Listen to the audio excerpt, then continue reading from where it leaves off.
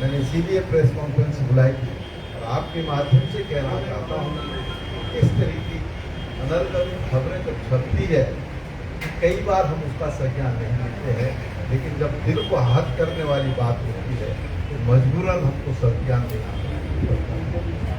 अब ये लोग बताएंगे जब अदालत का मुकदमा चलेगा, FIR दर्ज होगी कि इसके पीछे किसकी साजिश है। आप सब उपस्थित हुए, आपका बहुत बहुत धन्यवाद। प्रीतम सिंह जी, क्या आपको लगता है कि किसी नेता के द्वारा इनको वो किया जा रहा है?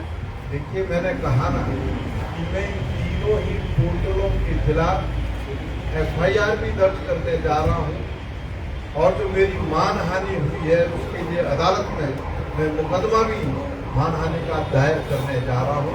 अब ये स्वयं बताएंगे इसके पीछे कौन है।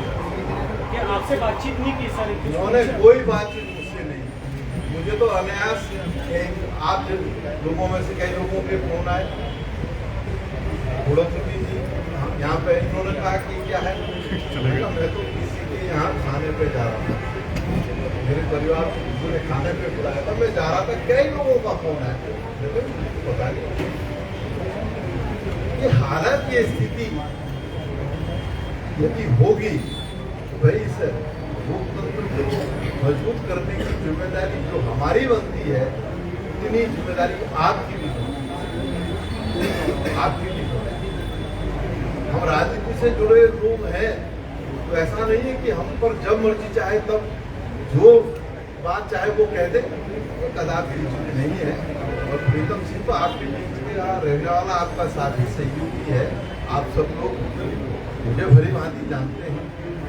मैं राजनीति में अगर मैं जाऊंगा तो कोई मैं छिपके जाऊंगा, चोरी छुपे जाऊंगा, एक अजीब विडम्बना है, अजीब विडम्बना है।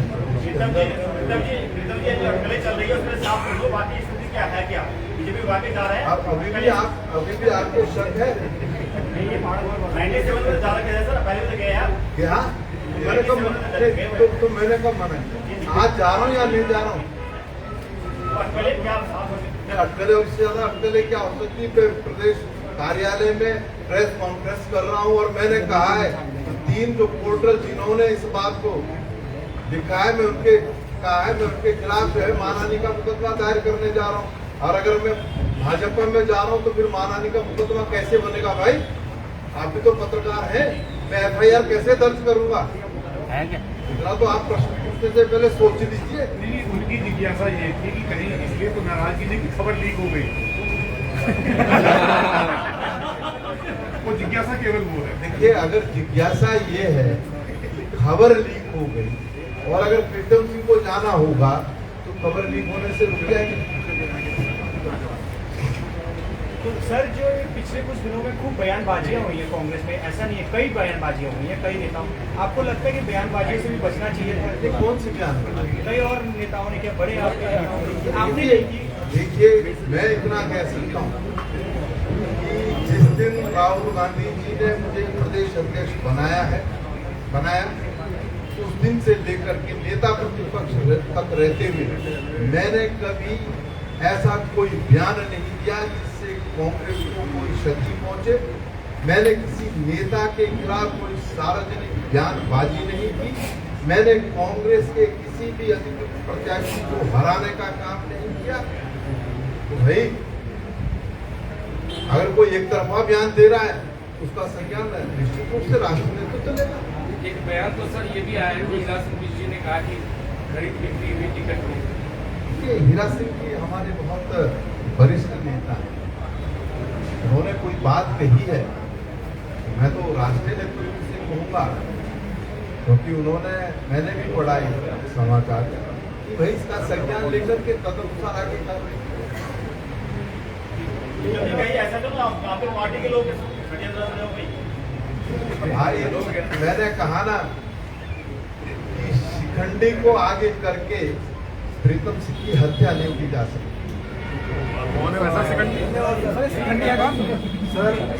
सर एक सवाल ये है कि हरीश रावत जी ने चुनाव से पहले कहा था कि या तो मुख्यमंत्री बनूंगा या घर बैठूंगा, अभी भी उनकी सक्रियता दिखाई दे रही है। क्या 2027 के लिए हरीश रावत जी? मैंने कहा ना कि मैंने कभी कोई अनर्गल बयानबाजी नहीं की। और जिन लोगों ने की है राष्ट्र को देखेंगे। आज भी मैं कह रहा हूँ, हमसे कई लोगों ने कहा कि साल नेता प्रतिपक्ष बनने पर, कांग्रेस अध्यक्ष बनने पर, उपनेता बनने पर नाराज है, विश्वास नाराज है। मैं ये बात जरूर कहना चाहता हूँ कि राष्ट्रीय नेतृत्व ने के समक्ष जो बातें कही है, जिसमें केसी वेणुगोपाल जी हैं और प्रदेश के प्रभारी हैं, उन्होंने कहा कि राज्य के अंदर कांग्रेस आपकी की वजह से हारी और उस कुटबंदी में मैं भी सम्मिलित तो मैं जरूर कहना चाहता हूँ वो उजागर हुई।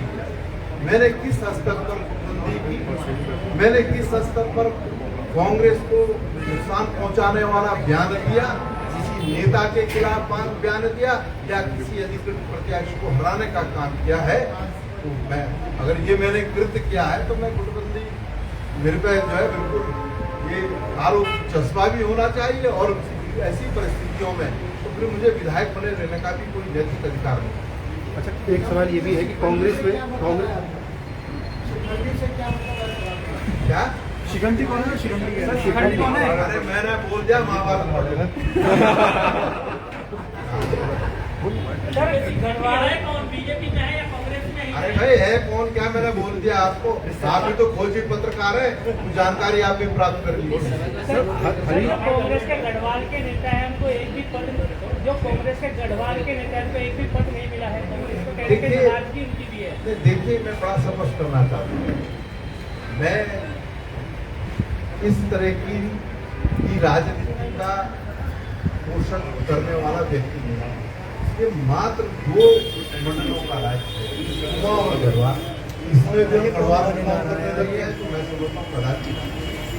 अरे हमारा तो सौभाग्य है कि हमने उत्तर प्रदेश जैसे प्रदेश के अंदर 1 नहीं 2 नहीं 3 नहीं 4 मुख्यमंत्री देने का काम किया और आज हम गढ़वाल चुनाव की बात करें तो मैं समझता हूँ ये कदापि उचित नहीं। आप देख लीजिए जब 2002 में राज्य के अंदर सरकार बनी, नारायण तिवारी जी हमारे, हरीश राव जी हमारे प्रदेश अध्यक्ष थे, यशपाल आर्या जी विधानसभा अध्यक्ष थे, नंबर 2 की मंत्री इंदिरा हृदय जी थी। हमने कभी कोई बात नहीं की, कहीं पर भी कोई बात नहीं की। इस तरीके से कि ये गढ़वाल का है, ये कुमाऊं का है, ये कांग्रेस में नहीं है। कांग्रेस योग्यता के अनुसार। लेकिन आपके नेता ही तो यहाँ से मंच से कह रहे थे कि गढ़वाल की उपेक्षा होगी, यहाँ से नेता को बना लो किसी को। देखिए मैंने कहा ना कि मैं इसका पोषक नहीं हूँ। तो जो है तो फिर वो भी गलत है या सही है? ये अगर हम इस तरीके से कहेंगे कि गढ़वाल का, अरे भाई अभी एक बहुत जिसको जिम्मेदारी देनी है वो योग्य होना चाहिए, चाहे वो कुमाऊं का हो, चाहे गढ़वाल का हो, चाहे वो हरिद्वार का हो, चाहे उत्तम सिंह नगर का हो। नेता उत्तराखंड का होना चाहिए। नेता उत्तराखंड का होना सर तो ये मान लें कि अब गढ़वाल, कुमाऊं, ब्राह्मण, राजपूत कांग्रेस में सब खत्म। देखिए मैं बड़ा स्पष्ट करना चाहता हूं, मैं इसका ध्वजवाहक नहीं हूं, मैं इस बात को मानने वाला व्यक्ति नहीं हूं कि हम ठाकुर ब्राह्मण इस तरीके की राजनीति, इस तरीके की राजनीति मैं इसका ध्वजवाहक नहीं हूं, मैं इसका समर्थक नहीं हूं। लेकिन हाँ ये बात समय समय पर उठती रहती है कि आप गढ़वाल से भी बना दो, कुमाऊं से भी बना दो, ठाकुर को भी बना दो, क्या नाम ब्राह्मण को भी बना दो, उसके बातें होती है। क्षेत्रीय संतुलन जो पार्टी की रणनीति रहती है, आज तक जो ये कोशिश ये प्रयास किया जाता रहा बनाए रखने का काम किया। लेकिन मैंने कहा ना, मैंने 2002 का जिक्र किया तो कभी आपने कहीं आवाज इसके विरोध में देखी? नहीं कहा। राजनीतिक तिवारी से कैसा व्यक्तित्व हमारा प्रदेश का मुख्यमंत्री का, मैं समझता हूँ कि प्रत्येक साथी से कहता था कि तिवारी जी के नेतृत्व में हमको कार्य करने का हरीश रावत जी हमारे बहुत वरिष्ठ नेता थे, वो पार्टी के जो है क्या नाम है प्रदेश अध्यक्ष प्रदेश अध्यक्ष थे, कभी किसी ने कोई बात नहीं की। जांच की मांग उठाई थी, गुटबाजी के आरोप लगे उसको लेकर बातों को बाहर हाईकमान को दिया कभी नहीं, निश्चित रूप से मैं तो कहता हूँ भाई,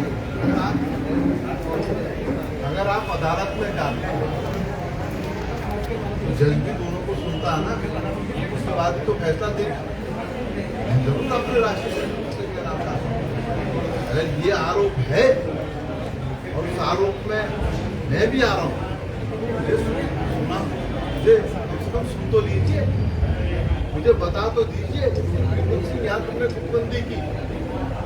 अगर कोई व्यक्ति एक तरफी गुटबंदी कर रहा है, ट्विटर के माध्यम से कोई बात कह रहा है, तो मेरे पे कार्रवाई होनी चाहिए या उस व्यक्ति की खिलाफ कार्रवाई। प्रीतम सिंह जी, सतपाल महाराज से लेकर किशोर उपाध्याय तक सबने पार्टी छोड़ दी, तो आपको लगता है कि आपको लेकर भी इसीलिए फैलाया जा रहा है कि आप भी कुछ ऐसा ही कदम उठा ले खींच में आके? ये हमारा दुर्भाग्य है। 2016 में सतपाल महाराज जी ने, इसके बाद विजय बहुगुणा जी ने, भरत सिंह जी ने और तमाम हमारे सोमयाल जी, तमाम हमारे साथियों ने कांग्रेस छोड़ने का फैसला किया। ये दुर्भाग्यपूर्ण जो है फैसला था और उसकी क्षति हमको जो है 2017 के चुनाव में भुगतनी पड़ी। हम 11 पर आकर के रह गए और उसके बाद किशोर उपाध्याय जी के, ये भी हमारी बहुत बड़ी क्षति है।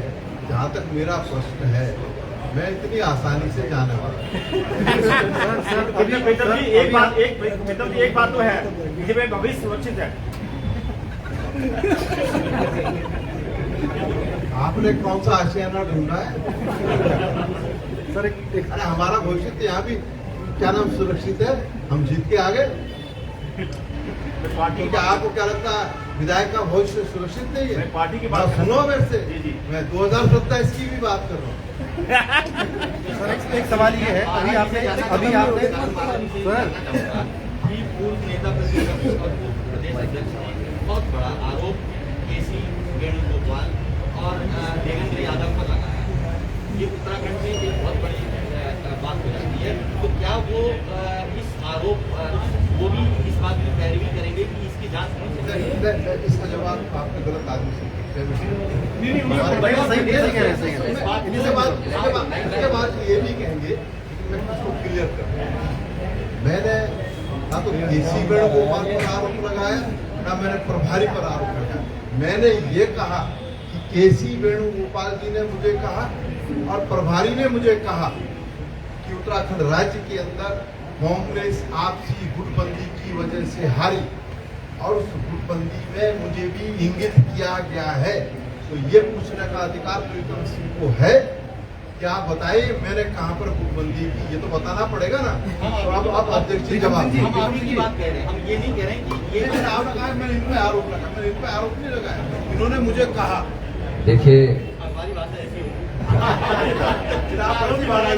आपकी तरफ से लगाएंगे। ये उन्होंने आपने प्रश्न वाजिब किया है और प्रीतम सिंह जी की या किसी भी शीर्ष नेतृत्व में जो हमारे बड़े पदाधिकारी रहे हैं, अध्यक्ष भी रहे हैं और सीएलपी भी रहे हैं वैसा, उनकी चिंता वाजिब है।